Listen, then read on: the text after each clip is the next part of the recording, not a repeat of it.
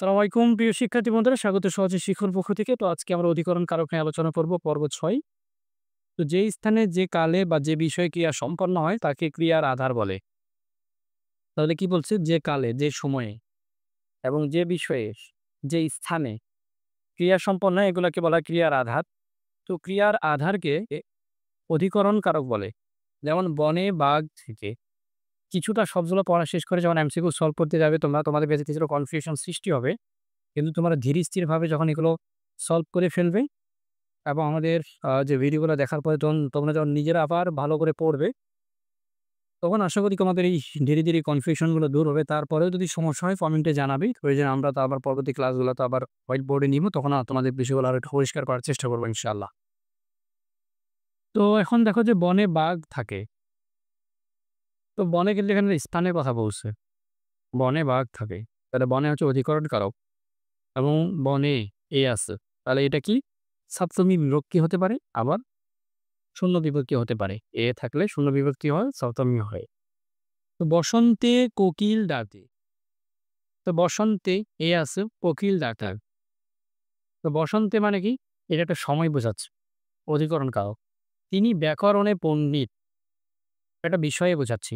তাহলে ক্লিয়ার কিনা? বিষয়ে বোঝাচ্ছে, সময়ে বোঝাচ্ছে, স্থানে বোঝাচ্ছে। তাহলে এরকম ৩ টা বোঝালে এগুলো অধিকরণ কারক। তো অধিকরণ কারকগুলো হচ্ছে ৪ প্রকারের হয়। স্থানাধিকরণ, কালাধিকরণ, বিষয়াধিকরণ এবং ভাবাধিকরণ। তো স্থানাধিকরণটা কি? যে স্থানে আসলে ক্রিয়াটা সম্পন্ন হয় তাকে স্থানীকরণ কারক বলা হয়। যেমন জলে কুমির থাকে।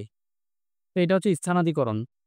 কালাধিকরণ হচ্ছে কি? যে কালে ক্রিয়া সম্পন্ন হয় তাকে কালাধিকরণ বলে। যেমন কি? শরতে, সময়ে শাপলা ফোটে। তো বিষয়াধিকরণ কি? যে কোনো বিষয়ে দক্ষতা বা অক্ষমতা প্রকাশে ক্রিয়া নিষ্পন্ন হলে তাকে বিষয়াধিকরণ কারক বলে। যেমন ইংরেজিতে ভালো, শফিক গণিতে কাঁচা। তো এই যে ইংরেজিতে গণিতে এগুলো হচ্ছে বিষয়াধিকরণ। ক্লিয়ার না? ভাবাধিকরণ হচ্ছে কি? একই ক্রিয়া অন্য ক্রিয়ার উপর যখন নির্ভর করে তখন নির্ভরশীল ক্রিয়াপদটি ভাববাচক পরিণত অধিকরণ, ভাববাচকে পরিণত অধিকরণ হলে তাকে ভাবাধিকরণ বলা হয়। যেমন সূর্যোদয়ে অন্ধকার দূরীভূত হয়। তো এক্ষেত্রে অন্ধকার দূরীভূত হওয়া সূর্যোদয়ের উপর কি?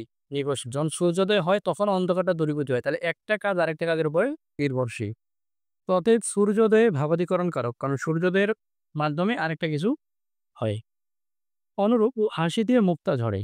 হাসলে মুক্তা ঝরে, এটা একটা বিশেষ হুঁশ। তো অধিকরণ কারকের সপ্তমী বিভক্তি সাধারণত হয়। আমি বলেছিলাম ১ম এই যে হয় এটা প্রথমা হবে না সপ্তমী। তাহলে এটা কি? সপ্তমী। তাহলে এটা ধরে নিব আমরা সপ্তমী বিভক্তি। তো এখন দেখো প্রথমা বিভক্তি, আমি আগামীকাল বাড়ি যাব। তো এটা একটা সময় বোঝাচ্ছে এবং এখানে কোনো কি নাই? বিভক্তি নাই। দ্বিতীয় বিভক্তি হচ্ছে মন আমার নাচে রে আজিকে। আছে দ্বিতীয় বিভক্তি। তৃতীয় বিভক্তি কি?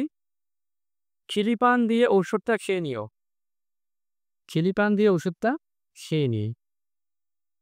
তো এখানে দেখো দিয়ে আছে। পঞ্চমী বিভক্তি হচ্ছে কি? ছাদ থেকে নদী দেখা যায়। যে থেকে আছে পঞ্চমী বিভক্তি এবং ছাদ থেকে, এটা কি একটা জায়গা থেকে, স্থান থেকে বোঝাচ্ছে। সপ্তমী কি? বনে বাঘ থাকে। এটা কি বোঝাচ্ছে? স্থান বোঝাচ্ছে।